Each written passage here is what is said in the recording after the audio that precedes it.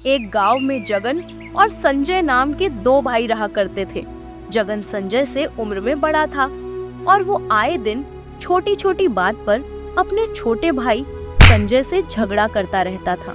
इस बात से उसके पिता राम प्रसाद बहुत चिंतित रहा करते थे। एक दिन जगन संजय से किसी बात पर झगड़ा कर रहा था कि तभी वहां पर राम प्रसाद आ गया। मेरी समझ में नहीं आता है जगन, आखिर तुम्हें संजय से क्या परेशानी है? तुम हर छोटी छोटी बात पर संजय से झगड़ा करते रहते हो। आप तो संजय का ही पक्ष लेंगे पिताजी, क्योंकि ये आपका लाडला बेटा जो है। ऐसी बात नहीं है बेटा, जितना प्रेम मैं संजय से करता हूँ उतना ही प्रेम मैं तुमसे भी करता हूँ। मेरी समझ में ये नहीं आता है कि आखिर तुम्हारे दिमाग में इतनी नफरत भर कौन रहा है। झूठ मत बोलिए पिताजी, सच तो ये है कि आप संजय को हमेशा से मुझसे ज्यादा प्रेम करते हैं। आप हमेशा संजय का ही पक्ष लेते हो। आप संजय की बड़ी से बड़ी गलतियों को ऐसे नजरअंदाज कर देते हो जैसे कि उसने कुछ गलत ही ना किया हो। अपने बड़े भाई और पिता की बहस को संजय काफी देर से सुन रहा था। वह जगन की ओर देखकर बोला, ऐसी बात नहीं है भैया।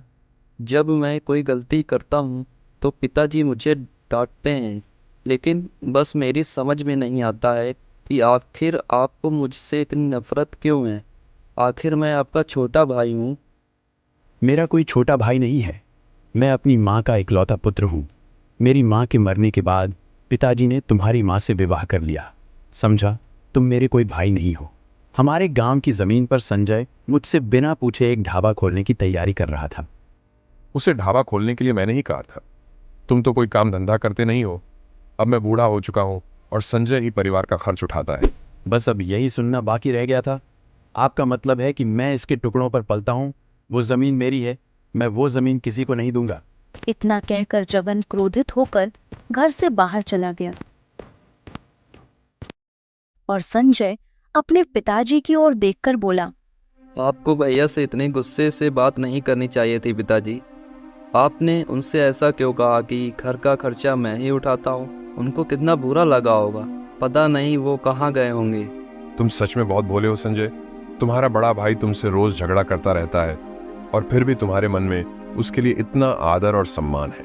वो मेरे बड़े भैया है पिताजी, उन्हें मुझसे झगड़ने का पूरा अधिकार है। भैया मन के इतने बुरे भी नहीं हैं पिताजी। उन्हें ज़रूर कोई मेरे खिलाफ और आपके खिलाफ भड़काता रहता है। मुझे याद है बचपन में जब मैं छोटा था तो भैया मेरा हाथ पकड़कर मुझे स्कूल ले जाते थे और मुझे कक्षा तक छोड़ते थे। बड़े भाई के प्रति ये प्रेम देखकर मुझे बहुत खुशी हुई।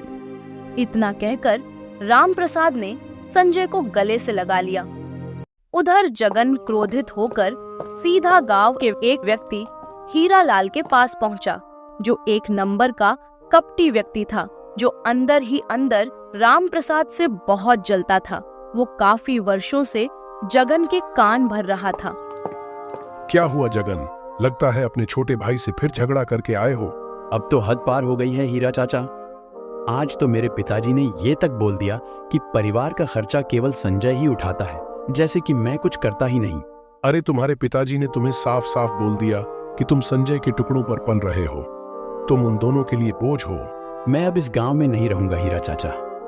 मैं अपने परिवार को छोड़कर हमेशा के लिए चला जाऊंगा। ऐसी गलती भूल कर भी मत करना जगन, वरना वो सारी संपत्ति का मालिक संजय बन जाएगा और तुम हाथ मलते रह जाओगे। मेरे पास एक उपाय है। कैसा उपाय हीरा चाचा? मेरा एक मित्र है जो वकील है। वो मेरे कहने पर सारी वसीयत तुम्हारे नाम करवा सकता है और इस बात का पता राम प्रसाद को कभी नहीं चल पाएगा। जब राम प्रसाद इस दुनिया से चला जाएगा तो सारी संपत्ति के मालिक तुम हो जाओगे। उसके बाद तुम संजय को धक्के मारकर बाहर निकाल देना। इस राज को तुम्हारे, मेरे और वकील के अलावा कभी किसी और पता नहीं चल पाएगा। अगर तुम कहो तो मैं उस वकील से कहकर तुम्हारे वसीयत के पेपर बनवा देता हूँ। तभी वहां पर हीरालाल की बेटी उर्मिला आकर बोली, पिताजी आपको माँ बुला रही है। हीरालाल उर्मिला की बात सुनकर वहां से चला गया। उर्मिला और जगन एक दूसरे से प्रेम करते थे। मैंने तुम्हारे और पिताजी के बीच की सारी बातें सुन ली हैं। तुम एक काम करो, कल पिताजी के साथ उस वकील के घर पर चले जाओ और वसीयत अपने नाम करवा लो। जब तक तुम ऐसा नहीं करोगे, पिताजी मेरा विवाह तुमसे नहीं करेंगे। मैं कुछ समझा नहीं उर्मिला, तुम क्या कहना चाहती हो? तुम ही बताओ ना जगन, कोई पिता उस लड़के से अपनी बेटी का विवाह क्यों करेगा जिसके हाथ में कुछ भी ना हो? और फिलहाल तो तुम्हारे हाथ में अभी कुछ भी नहीं है। जो कुछ भी है तुम्हारे छोटे भाई संजय का है। उर्मिला की बात सुनकर जगन को क्रोध आ गया और अगले दिन वह हीरालाल के साथ वकील के घर चला गया। जगन वकील से वसीयत के कागज देखने के लिए कहता है, तभी हीरालाल बीच में बोल पड़ता है। अरे जगन, वसीयत देखने में समय बर्बाद मत करो, बस तुम जल्दी से अपना अंगूठा लगाओ और सारी संपत्ति अपने नाम कर लो। जगन कागज को बिना देखे अंगूठा लगा देता है। अगले दिन राम प्रसाद को दिल का दौरा पड़ने के कारण मृत्यु हो जाती है। 2 दिन बाद हीरालाल वकील के साथ राम प्रसाद के घर आता है। अरे हीरा चाचा, आप इतनी सुबह सुबह मेरे घर पर? ये तुम क्या कह रहे हो संजय? ये घर अब से मेरा है। ये आप क्या कह रहे हैं? ये घर हमारे पिताजी का है। तुम्हारे पिताजी का था। राम प्रसाद के मरने के बाद इस घर का मालिक आज से मैं हूँ। तभी वहाँ जगन आ जाता है। संजय जगन को सारी बात बताता है। लेकिन वो वसीयत तो मेरे नाम पर हुई थी। उस वसीयत में तुम्हारा नहीं मेरा नाम लिखा था। तुम्हारे पिता ने पहले ही सारी संपत्ति तुम्हारे नाम कर दी थी और वकील ये बात जानता था और तुमने अंगूठा लगाकर सारी संपत्ति मेरे नाम कर दी। इसलिए इस घर का मालिक आज से मैं हूँ। चलो अब निकलो मेरे घर से। दोनों भाई घर से चले जाते हैं।